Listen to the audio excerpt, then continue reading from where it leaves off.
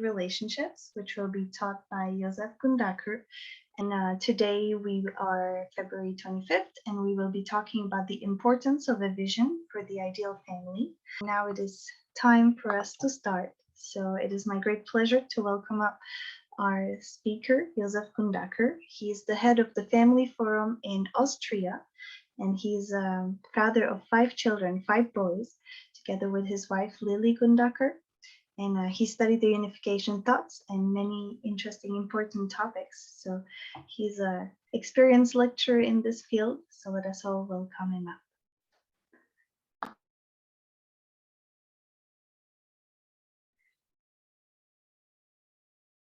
Yeah, thank you for joining this meeting. I hope you hear me well. I hope you hear me all well. Oh, thank you. Great. Yeah, greetings from Vienna. Thank you for the nice introduction. I'm Josef Gundacker, and I'm delighted to talk to you about today my favorite topics, family values, true family values, actually. And I just remember how that came about. Many years ago, it was in the 80s. I have been for several years in America, and then I came to know the movement is about the true family values, and so then later on I could bring that idea, that true family values, is also back to Austria. And I'm delighted to talk to you today about the principles for successful family relationships. I mean, the aim of this lecture series is to understand the inner dynamics of our family relationships and to find ways out of the family crisis. Because as I think we all agree that our family relationships and the family is in a real crisis. And it is my great personal interest, and I also feel my calling to talk about family values and the value of the family. I will not talk about economic and legal and social issues. I know others can do that much better. First of all, I have not studied economics. I've not studied law or social science. But what I have studied is the dynamics of interpersonal relationships. Because if the relationships in a family don't work, the family doesn't work. The following presentations are based on Reverend Moon's unification thought, which I studied for many, many years. Also, my studies on Gordon Neufeld's relationship-based approach in parenting, and the 7 habits for successful families.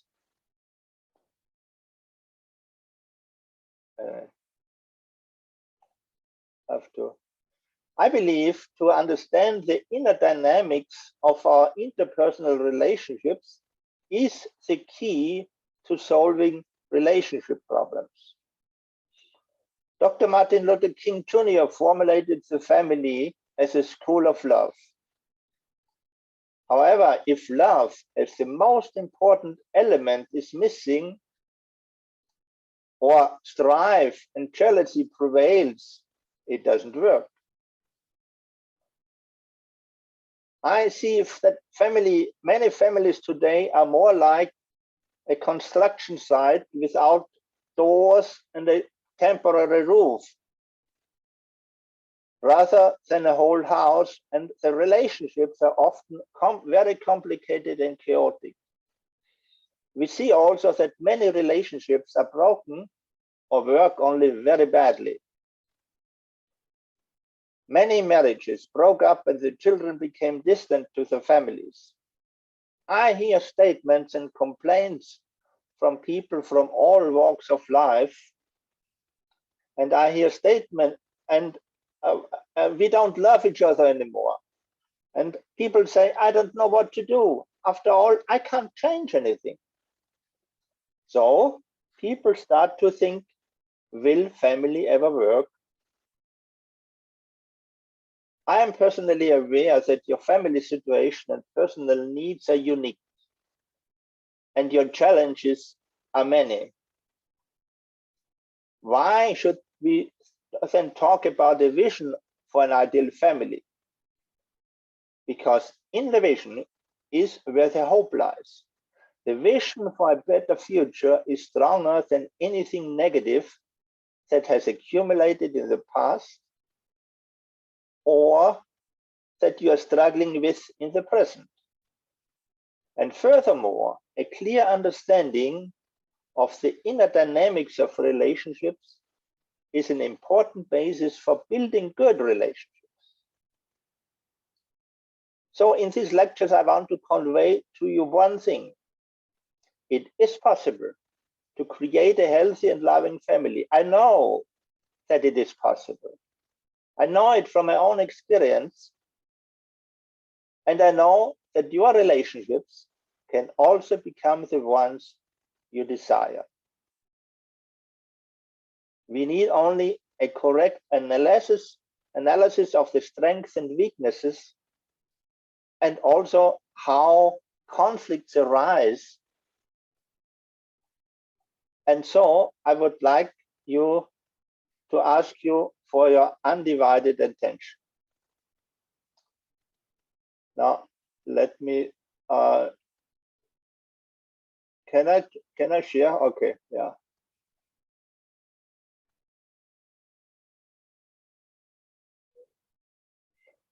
So I hope you see now my screen.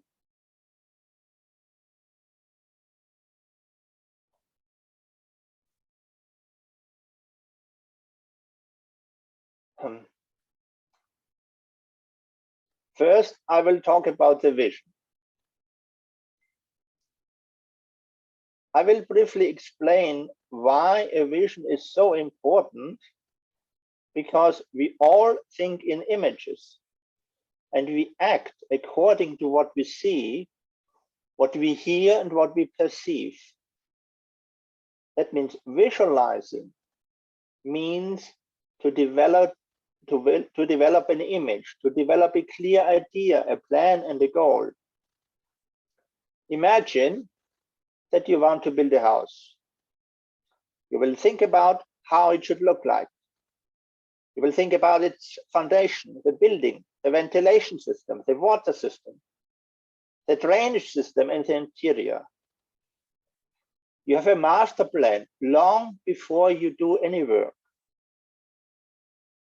In the same way, every successful business has a corporate identity, a clear vision, and quality standards as a basis for its development.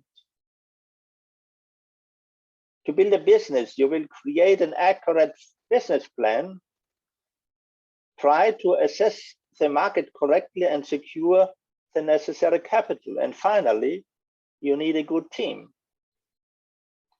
Most business failures start at the beginning, when the business plan is missing, the market is misjudged, capital is lacking, and the team is only poorly working. The same principle applies to partnership and to parenthood and also to family. If you want to build a good and strong family ties, you need to create a strong bond of mutual trust and understanding. If you don't know the intention, motive, interests, abilities, and goal of your partner, you will feel distant, you will feel insecure, and you never will be able to form a successful partnership. So for the family to be successful, it needs a vision, it needs ethical values and standards as a necessary foundation to be able to develop. And for sure, you need the right partner who you can rely on and who is willing to cooperate and build a family together. If you have no vision, no goal, you wander aimlessly through life. Here you can already see what is missing in today's partnerships and marriages, the common goal. So, the divorce starts almost already at the couple's wedding. And when we see it from that, most of the divorces and separations wouldn't happen if there's a common goal.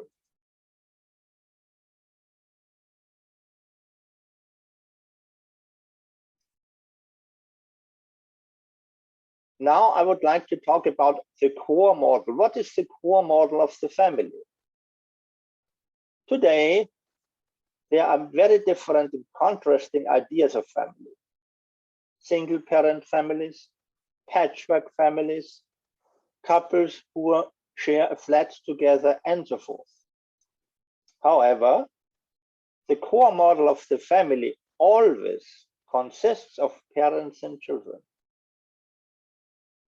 Children would be unthinkable without parents and vice versa. Parents would be unthinkable without children. A child will turn a woman into a mother and a man into a father.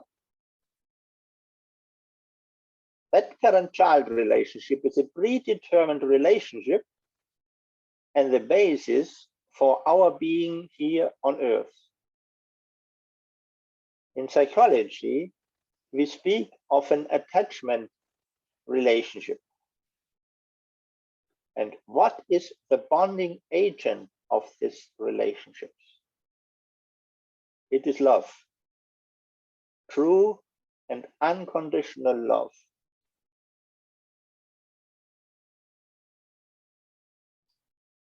In our culture, love has almost lost its meaning. Everyone talks about love, but few seem to know what actually true love is, let alone experience it.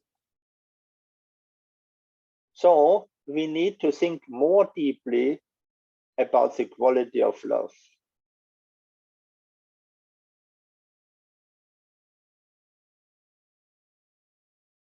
Love is the life energy that binds and holds a family together. We were all born to give and receive love. But what happens when children are not loved? Perles Buck said, children who are not loved become adults who do not love. A child who is not loved, who does not receive affection, loses trust and the relationship. The lack of love, the lack of affection, and the lack of trust is the main cause of the rupture of relationships. And it is a reason for many behavioral disorders. So for a family to develop into a school of love, into a place of security, a place of freedom and peace, we need to understand what it disturbs and destroys our relationships.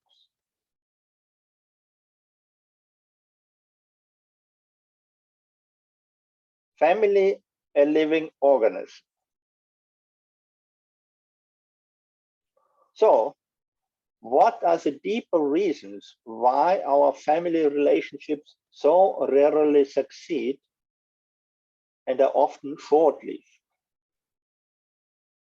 The deeper reasons lie in our human immaturity, in our deficits of our character, in our inability to trust, and in our inability to love. Let's say you have a flower bed in your garden. Will the flowers develop if you don't pay attention to them? If you don't water them? And don't take care of them?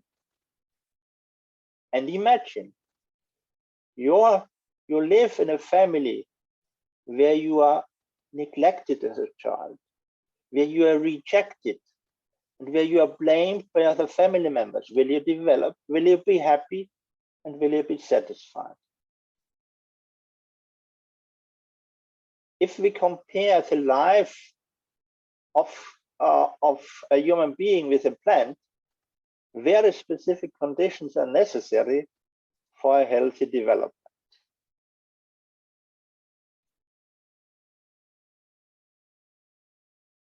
For a plant to grow, light and air are the basic conditions. Poor light and air and inferior nutrients impair the growth of the plant. We all know a plant needs for its development light as the most important factor for growth. It needs the right temperature. It needs air, and it needs water for the nutrient support, and for sure minerals. And which conditions and elements are necessary for the development of the human personality? For the development of our personality, light corresponds to knowledge and realization. Now it has dawned on me, now I understand. We say, when we suddenly recognize and understand things deeper, the psychological equivalent of light is knowing and understanding. And then warmth and the right temperature stands for love. We say, my heart warms, and mean that we feel safe. The psychological equivalent of warmth is, I feel comfortable, I feel loved. Air stands for breath. It is the freedom to express oneself, to be able to breathe. You listen to me means you give me space to express myself. The psychological equivalent of air is to feel understood.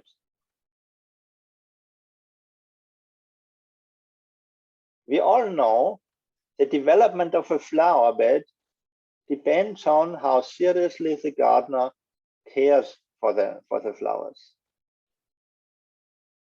and invests his time and provides the necessary resources on water. And this is a basic principle, what we have to understand, the principle of sowing and reaping. This is a natural law. Shortcuts are out of touch. This principle of sowing and reaping applies just as much to interpersonal relationships. If you want a good and fruitful relationship with your partner, you have to invest your time, your attention, and love. But let's be honest, what is often our attitude? Our attitude is often, what do I get? What benefit do I get from you? Rather than, what can I contribute? How can I help you?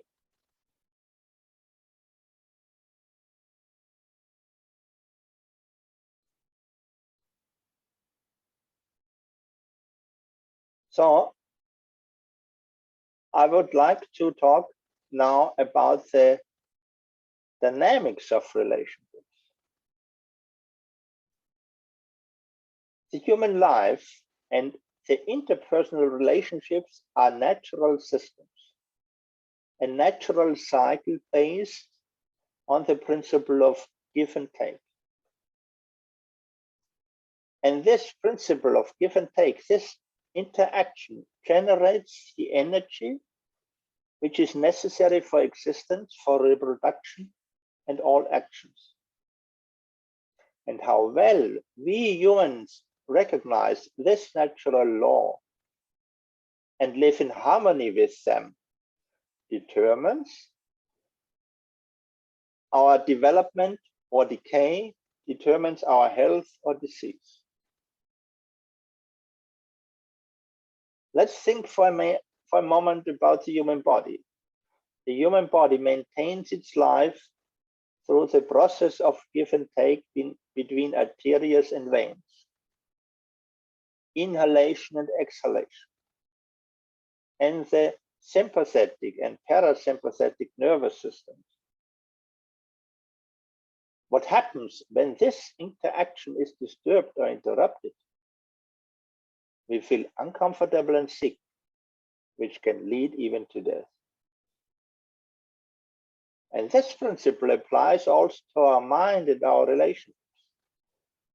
Our mind strives to learn, to grow and develop.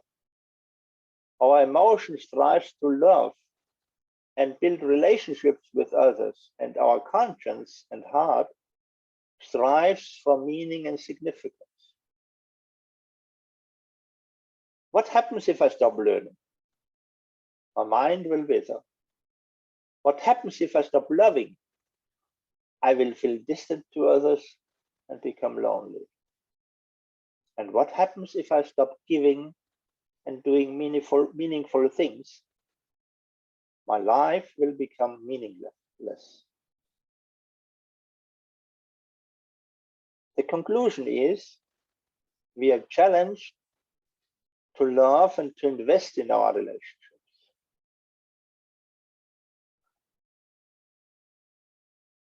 Now let's talk for a moment about the principle of growth.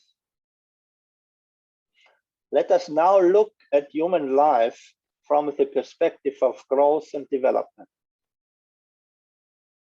All of life knows successive stages of growth and development. And this applies to all phases of life and all areas of development. In sport, at work, in art and culture. This applies for playing the piano and for effective communication. In order to learn a musical instrument, you have to learn the language of music.